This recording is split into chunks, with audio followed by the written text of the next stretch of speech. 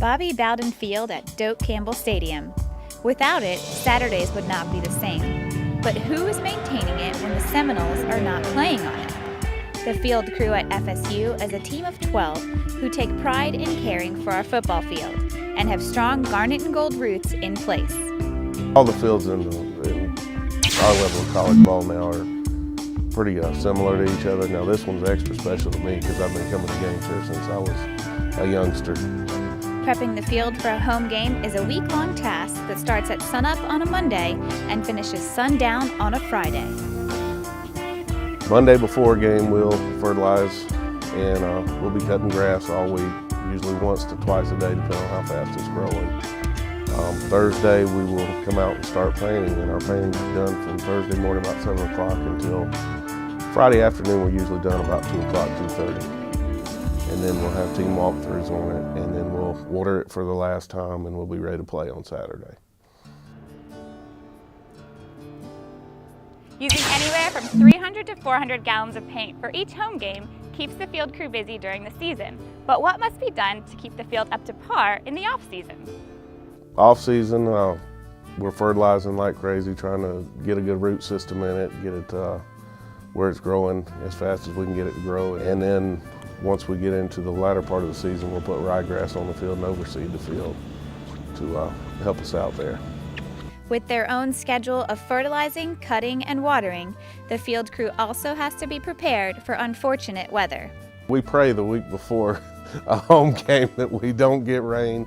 About 3 years ago, we redid the stadium field and cleaned the drainage out that we have underneath it. And what most people don't realize is that we're basically growing that grass on sand.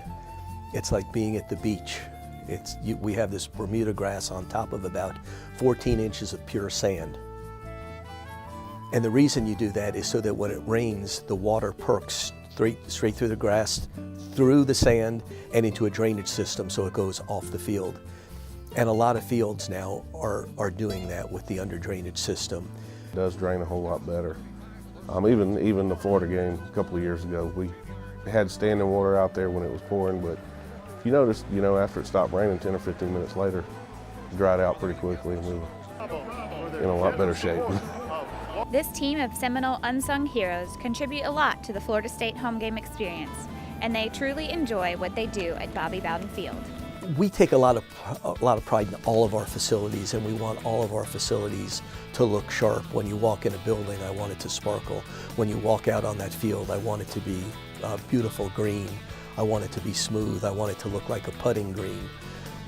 Brian and his staff do an outstanding job, so I take a lot of pride in the work that Brian and his staff do to make us proud of the field that we have our players play on. Before all the tackles and traditions take place on Saturday, Brian has one tradition of his own. Once the painting's done, I'll get my golf cart and I'll ride up top, and I'll look down, and it's usually Friday evening. Sun's going down, usually got a little water going in, and look out there and see what this group has done and how good it looks. That's really amazing. I'm Christie Dishner for the Jimbo Fisher Show.